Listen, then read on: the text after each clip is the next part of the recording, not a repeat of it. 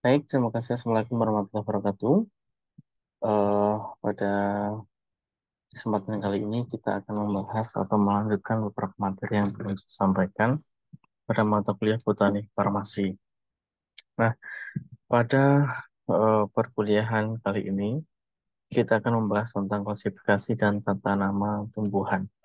Sebelumnya kita sudah sedikit membahas tentang eh, apa bagian-bagian yang ada pada tanaman dan saya yakin teman-teman juga sudah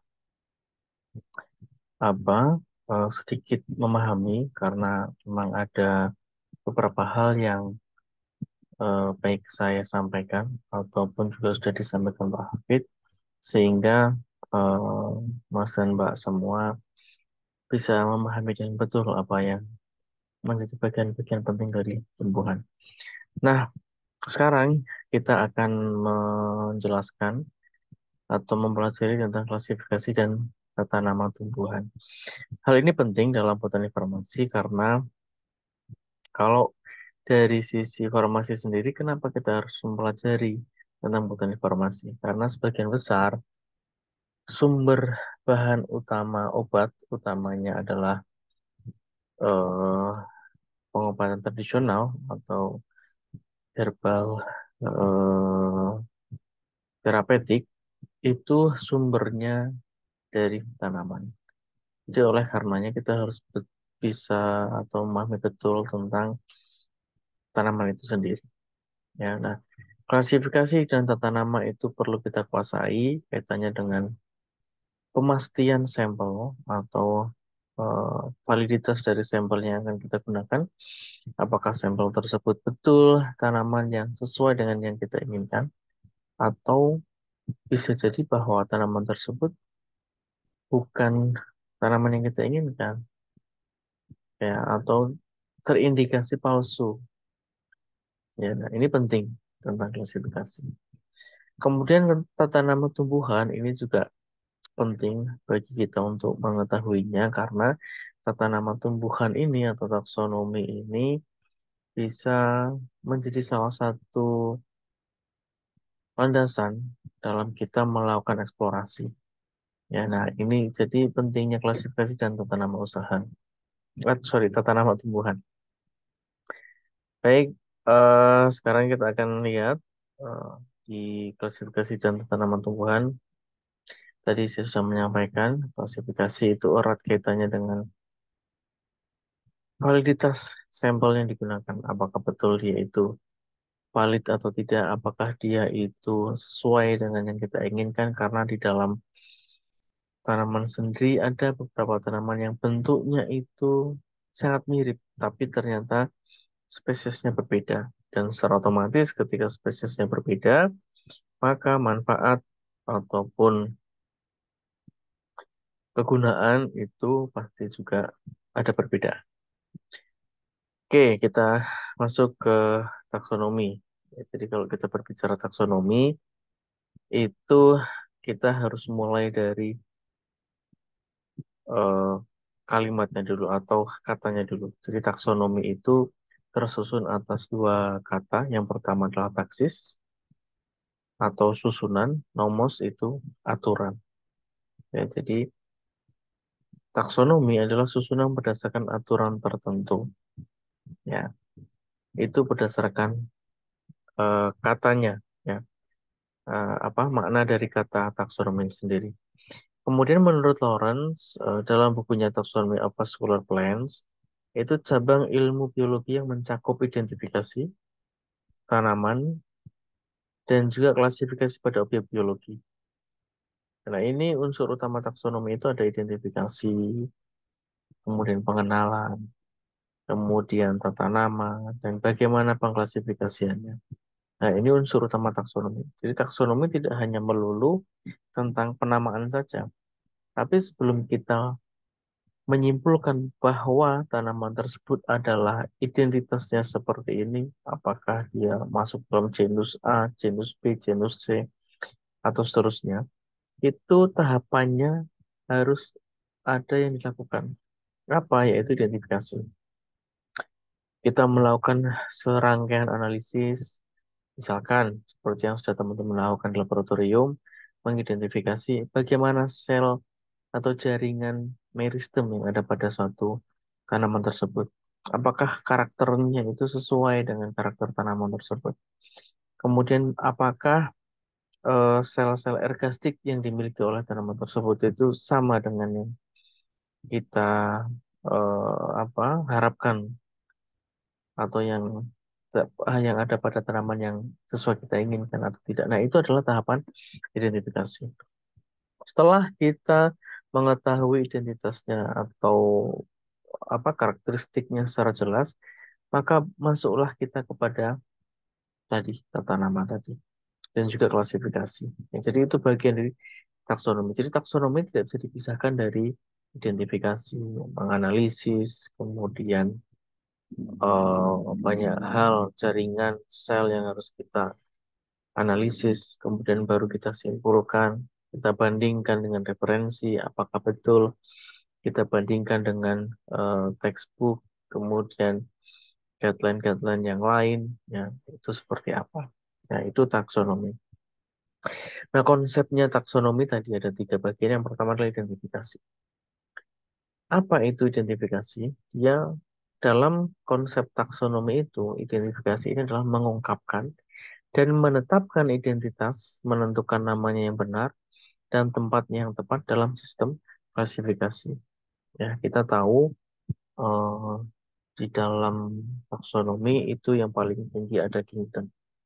Kingdom itu ada animalia, ada plant. Ada animalia itu ya kingdom kerajaan hewan, kemudian plant itu adalah tanaman, dan ada beberapa kingdom yang lain. Nah, ini kemudian seterusnya ya, ada di kelas, divisi, subdivisi, subkelas, dan seterusnya. Sampai dengan spesies. Kalau kita mau ke lanjut yang lebih detail lagi ya sampai kepada variannya. Ya, tapi biasanya kalau kita membicarakan taksonomi ya sampai spesies itu sudah cukup untuk mewakili sampel atau jenis tanaman tersebut. Ya, jadi identifikasi itu tadi, mengungkapkan, menetapkan identitas, menentukan namanya yang benar dan tempatnya yang tepat dalam sistem klasifikasi. Nah, dalam proses klasifikasi itu nanti kita akan membicarakan beberapa guidance tertentu atau petunjuk tertentu dengan menggunakan literatur yang sudah disepakati oleh seluruh pihak, artinya yang dianut oleh yang ada di dunia ini. Ya, oke. Kenapa? Ya, ini konsep pertama taksonomi itu adalah identifikasi. Kenapa harus kita identifikasi? Tumbuhan yang akan diidentifikasi itu belum dikenal ya oleh dunia ilmu pengetahuan, jika belum ada nama ilmiahnya dan belum tahu tempatnya yang tepat dalam sistem klasifikasi, maka kita harus melakukan identifikasi. Contoh, misalkan Mas dan Mbak ada yang berasal dari salah satu daerah yang hutannya itu sangat lebat dan sangat beragam sekali biodiversitas tanamannya. Ketika teman-teman datang ke suatu daerah hutan tersebut, kemudian menemukan satu tanaman yang identik, yang khas. Setelah dicek, itu ternyata dalam susunan taksonomi klasifikasi tanaman itu belum ada dengan tanaman karakter jenis tersebut. Ya, artinya tanaman tersebut belum dikenal oleh dunia ilmu pengetahuan. Jadi belum ada nama ilmiahnya. Ya, jadi kalau kita mau mengetahui, oh ini tanaman apa ya? Tanaman apakah tanaman A atau tanaman B atau tanaman C? Ternyata sudah kita kaji karakteristiknya dan sudah kita analisis, sudah kita bandingkan dengan referensi atau literatur, tidak ada yang sesuai. Artinya tanaman tersebut baru. Ya, nah, tanaman yang baru tadi itu menjadi salah satu alasan kenapa kita harus mengidentifikasi. Ya, kalau sudah tahu bahwa dia tidak belum dikenal, maka harus kita identifikasi. Maka kita harus mengambil spesimennya atau bagian dari eh, sampelnya atau tanamannya, kemudian kita deskripsikan. Kemudian kita identifikasi ciri-ciri diagnostiknya dan kita sesuaikan dengan ketentuan KITT atau Kode Internasional Tata Nama Tumbuhan. Ya, Kode Internasional Tata Nama Tumbuhan ini kalau saya biasanya melakukan cross check ataupun pengecekan itu saya menggunakan Planlist ya itu salah satu website yang resmi official gitu ya untuk ahli botani ya ahli biologi tanaman ya itu di Planlist. Jadi kalau kita mau mengetahui apa nama spesies suatu tanaman yang disetujui karena nama spesies itu ada banyak ya. Misalkan dan juga nama daerahnya, misalkan nama daerah kurkuma itu di tempat kita itu ada kunyit, tapi di daerah lain ada nama yang berbeda. Jadi kalau dari sisi penamaan itu sangat beragam sekali, dan itu bisa menjadikan satu bias, ya. Nah, Friendlist salah satu yang saya jadikan referensi itu menjadi rujukan dalam menentukan penamaan suatu spesies tertentu. Ya, misalkan kurkuma longa. Ya, kurkuma longa itu juga punya beberapa sinonim, punya beberapa persamaan nama yang juga dikenal oleh kalangan akademik maupun kalangan praktisi. Nah, tapi untuk lebih pastinya maka kita harus mengecek brand list tadi mana yang disetujui. Jadi sehingga kita mau melakukan publikasi, mau mengidentifikasi itu jelas yang disetujui oleh dunia internasional adalah spesies apa gitu. Ya. Nah, ini sesuai dengan ketentuan KITT. Salah satu yang saya jadikan reference adalah brand list. Kemudian alasan yang kedua adalah tumbuhan tadi sudah teridentifikasi, sudah ada, sudah dikenal oleh dunia ilmu pengetahuan. Sudah ditentukan juga namanya, tempatnya dalam standarisasi. Tapi pertanyaannya, untuk mengetahui keaslian tersebut, maka kita harus melakukan identifikasi. Ya, jadi di situ pasti akan ada menanyakan identitas tumbuhan kepada seorang ahli. Apakah betul tanaman ini tanaman yang saya maksud? Mencocokkan dengan spesimen herbarium, apakah betul karakteristik seperti ini itu dengan spesimen yang di lab itu sama? Mencocokkan dengan candra dan gambar, membandingkan dengan referensi, dan juga penggunaan kunci identifikasi. Nah, kunci identifikasi ini nanti bisa teman-teman lihat kalau melakukan proses determinasi. Nanti akan muncul kode-kode 1A, 2B, 3B, 4A, 5C, dan seterusnya. Di mana masing-masing kode itu punya makna, punya pengertian. Ya, nanti akan saya tunjukkan hasil dari identifikasi itu seperti apa, hasil dari determinasi seperti apa, utamanya adalah penggunaan kunci identifikasi. Ya, nah dalam tadi saya sampaikan, alasan yang pertama tumbuhan belum dikenal, alasan yang kedua tumbuhan sudah dikenal, tapi untuk lebih validitasnya bahwa tanaman ataupun tumbuhan itu sesuai dengan yang kita inginkan, maka kita harus melakukan pendalaman literatur. Ada banyak sekali buku yang bisa kita jadikan rujukan. Buku flora, buku monografi, indeks species, KITT ataupun IPNI, International Plant Name Index, ya, dan seterusnya. Ya, nah, itu bisa menjadi literatur yang bisa kita gunakan untuk menjadi pembanding dari spesimen sampel yang kita miliki. Ya, tadi sudah saya singgung bahwa dalam taksonomi yang dilakukan adalah determinasi. Determinasi tumbuhan adalah satu proses dalam menentukan nama atau jenis tumbuhan secara spesifik dengan serentetan pertanyaan yang jawabannya harus ditemukan pada spesimen yang akan kita identifikasi. Jadi inti dari determinasi itu apa? Inti dari determinasi tadi adalah identifikasi untuk memastikan bahwa nama dan jenis tumbuhan itu secara spesifik, ya. Jadi biar sahih, biar valid, itu determinasi. Nah, di dalam eh, botani farmasi sendiri ada beberapa istilah yang digunakan. Ada yang menggunakan determinasi, Ada yang menggunakan autentifikasi, ya. Dan ada beberapa istilah yang lain yang digunakan yang fungsinya merujuk pada fungsi untuk mengetahui sampel tersebut betul sesuai dengan yang kita inginkan atau tidak. Atau dengan kata lain, validitas dari sampel tersebut. Maka validitas dari sampel tersebut harus kita ketahui bagaimana perawakan tumbuhan dan dengur hidupnya, ekologinya bagaimana, akarnya bagaimana, batangnya bagaimana, dan seterusnya, sampai dengan bunga, buah, biji, dan seterusnya, akarnya, rizomnya, dan seterusnya. Itu harus terjawab. Jadi ketika teman-teman misalkan nanti akan melakukan penelitian, kemudian eh, membawa sampel, maka pastikan terlebih dahulu sampelnya ini apa jenisnya, betul tidak? Apakah ini kurkuma longa, kurkuma santorisia, ataukah jenis kurkuma yang lain? Bagaimana caranya dengan melakukan determinasi? Determinasi ini bagian dari taksonomi tanaman, ya, bagian dari taksonomi tanaman. Di mana bagiannya adalah identifikasi, ya. Nah, tadi saya sudah menyebut di dalam slide itu ada penggunaan kunci identifikasi. Dalam determinasi, kunci identifikasi ini akan kita gunakan.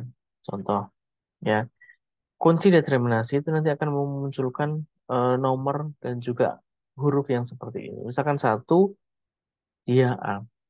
Kalau satu A ini berarti dia tidak mempunyai akar, batang, dan daun. Jadi dia karakteristik tanaman yang tidak memiliki akar, batang, dan daun. Tapi kalau golongan tanaman tersebut mempunyai akar, batang, daun, itu masuk dalam kategori satu b. Memangnya ada Pak tanaman yang tidak mempunyai akar, batang, dan daun? Ada.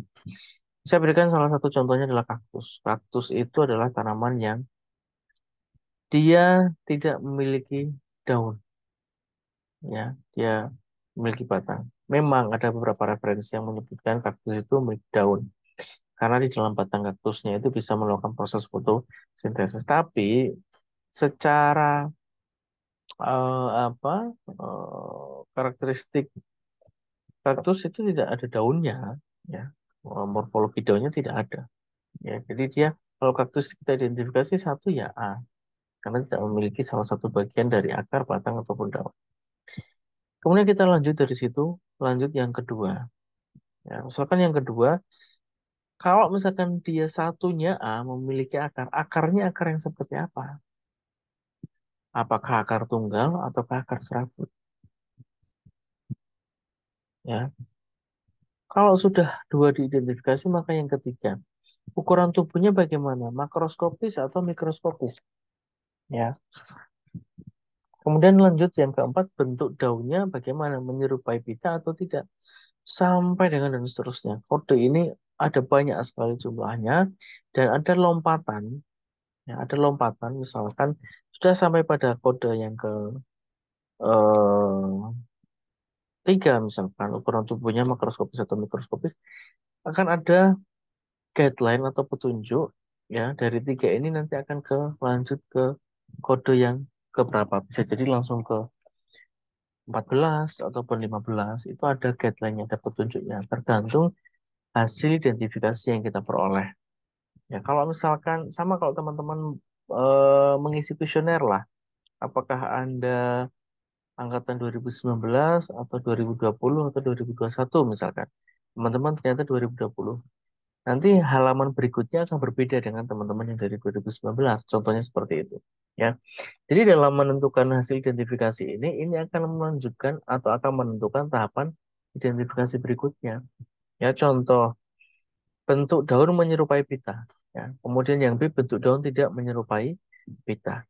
Ya, nah pitanya nanti seperti apa kalau dia menyerupai 4A misalkan.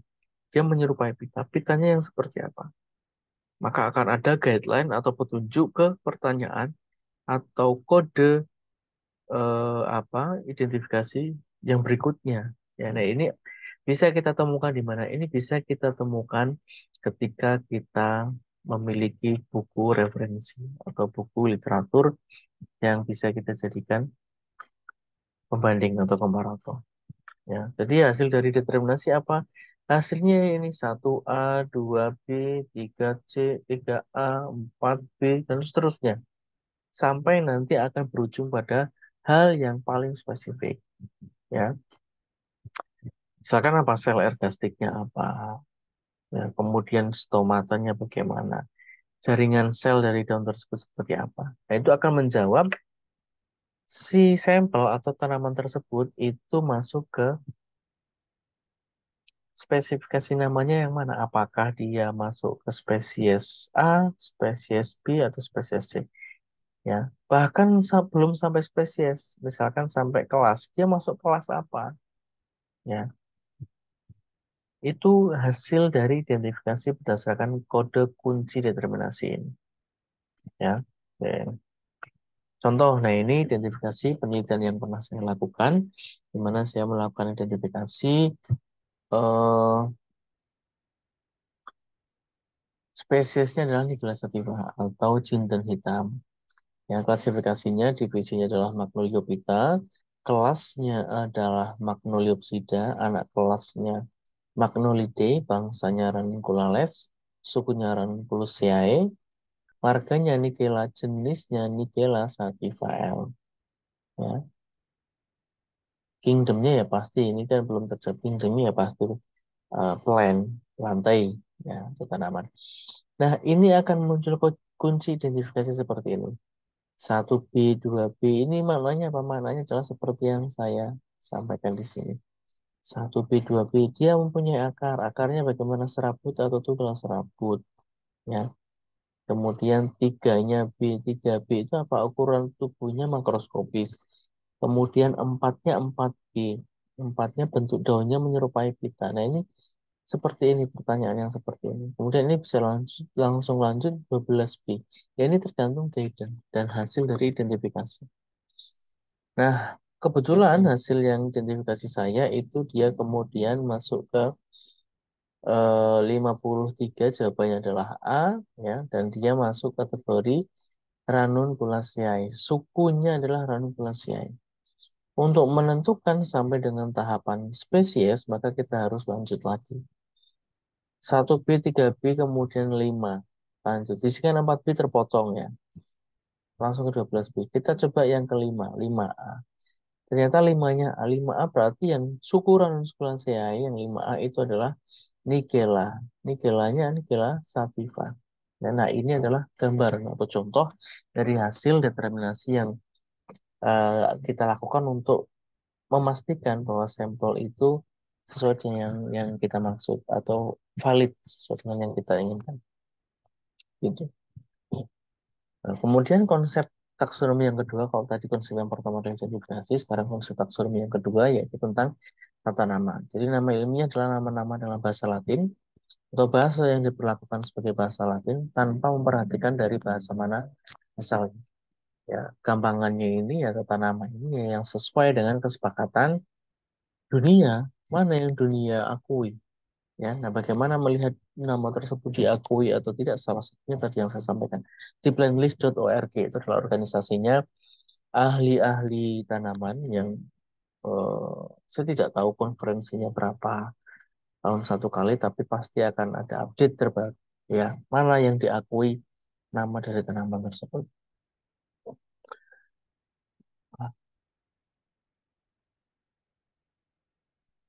Nah, sistem penamaan nama daerah, nama lokal, nama umum, kemudian nama ilmiah.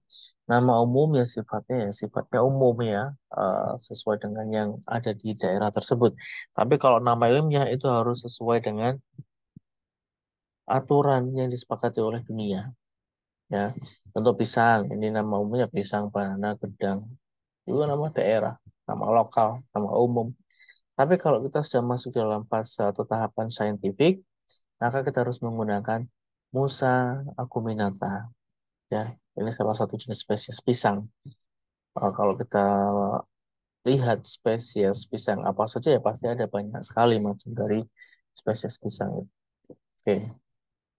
Nah, sistem penamaan binomial itu aturan penulisannya ada yang harus kita harus kita taati aturannya. Yang pertama, nama spesies itu adalah nama genus diikuti oleh nama spesies. Ya, sebenarnya bukan spesies ya, tapi ke spesifikasi dari tanaman tersebut.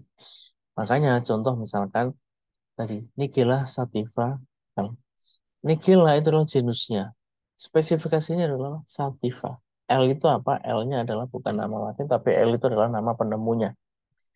Ya, Nigella sativa L. Makanya L-nya kan tidak miring karena dia nama orang. Ya, tapi teman-teman nanti akan menemukan beberapa kasus, misalnya contoh Hirtios sp, ya. Maka jenisnya Hirtios, tapi spesifikasinya belum ditentukan. Ya, maka munculnya Hirtios sp. Bukan Hirtios sp itu adalah Hirtios spesies, bukan, tapi Hirtios sp-nya itu adalah spesifikasi dari sampel tersebut. Gitu. Gitu ya. Oke, kemudian yang aturan penulisan yang kedua, nama genus selalu diawali huruf kapital, hurufnya besar. Kalau tadi Nigella sativa, maka N-nya harus besar. Nama spesifikasinya atau spesiesnya selalu diawali huruf kecil. Kemudian dia ditulis miring dengan huruf miring. Ya, tapi kalau misalkan pada tulis tangan, itu kan membedakannya susah. Dia miring atau lurus, maka harus diberikan garis bawah untuk menunjukkan bahwa penggunaan nama Latin. Nah, itu harus kita harus kita taati aturan tadi. Kalau tidak ya eh, apa yang membaca itu, oh ini bukan spesies berarti. Salah satu membedakan mana tulisan Latin yang spesies ataupun yang bukan itu harus menggunakan tata aturan yang berlaku tadi. Ya, bagaimana kalau kita menemukan tanaman baru tadi seperti yang saya contohkan, teman-teman ada berkunjung di salah satu hutan, kemudian bertemu dengan satu tanaman yang sangat asing sekali, belum pernah dilihat dan ternyata setelah kita bandingkan dengan referensi manapun itu belum pernah ada. Nah, ini diatur oleh bagaimana cara kita memberi namanya, maka diatur oleh kode botani dan nomenklaturnya. Kode pertama telah digariskan dalam Kongres Botani Internasional di Paris tahun 1876 yang menyatakan suatu tumbuhan hanya mempunyai satu nama ilmiah yang berlaku. Jadi kalau teman-teman nanti membuka playlist gitu, itu namanya akan banyak. Misalkan kurkuma, ya kurkuma santorisa, kurkuma apa, ya. Tapi itu namanya hanya satu saja yang kodenya dalam kurung accepted. Accepted itu artinya diterima. Apakah ada nama lain? Ada. Ya, nama lainnya tadi itu dalam kurungnya bukan accepted, tapi dalam kurungnya adalah sinonim. Maka dia dianggap sebagai nama sinonim, bukan nama yang disetujui sebagai identitas tanaman tersebut. Ya, nah itu makanya satu tumbuhan hanya mempunyai satu nama ilmiah yang berlaku. Ya, untuk memastikan nama ilmiah yang kita gunakan, maka kita harus cek di planlist.org tadi. Ya, kemudian nama tersebut harus tertua dipakai sejak spesies Plantarum lenius diterbitkan tahun 1753. Ya, pedoman penamaan tanaman itu yang paling tua adalah Plantarum lenius. Makanya banyak tuh eh, jenis-jenis tanaman, spesies tanaman yang belakangnya L. Kenapa? Karena yang paling banyak mengkaji tanaman penamaan tanaman itu adalah lenius. Ya, terbitnya tahun 1753 dan otomatis penamaannya satu nama tadi tidak boleh lebih mudah. Jadi kalau sudah dituliskan di sini, gitu ya, misalkan Nigella sativa sudah ditulis di sini dulu pada tahun sekian. Tahun 1800 itu ada yang menemukan tanaman yang sama, spesies yang sama, tapi namanya mau dirubah, ya tidak bisa. Harus mengikuti kaidah ini. Yang ketiga, dua jenis atau marga yang berlainan tidak dapat mempunyai nama yang sama.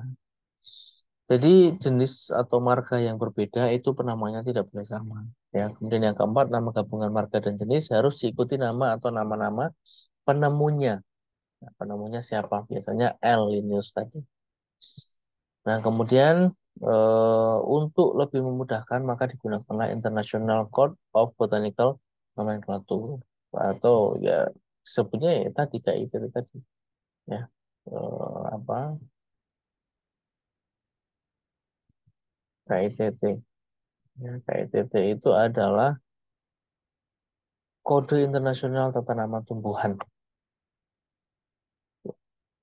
Oke, kemudian yang kedua mengandung kerangka pengganti nama yang dapat dipertanggungjawabkan. Oke, kemudian bagian dari taksonomi yang terakhir adalah klasifikasi. Ya, klasifikasi ini berdasarkan takson-takson yang sudah ada, yang sudah ditemukan. Ya, taksonomi tumbuhan yang pertama sistem klasifikasi alami itu dikemukakan oleh Theopratus, ya, itu hanya membagi menjadi beberapa saja pohon, semak, perdu, dan juga herba. Sistem klasifikasi batan dari Linnaeus itu dari 1700 sampai 1798 itu beracun atau berguna. Kemudian biaran atau liar, gulma atau sayuran, dan seterusnya.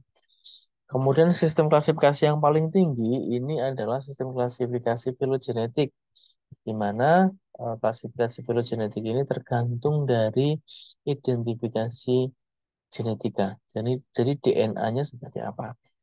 Tingkat kemiripan DNA dari satu sampel dengan tanaman tertentu itu berapa persen?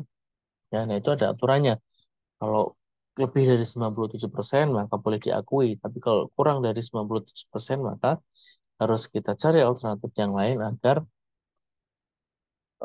apa kesamaan tingkat kesamaan sinerginya itu lebih dari 97%.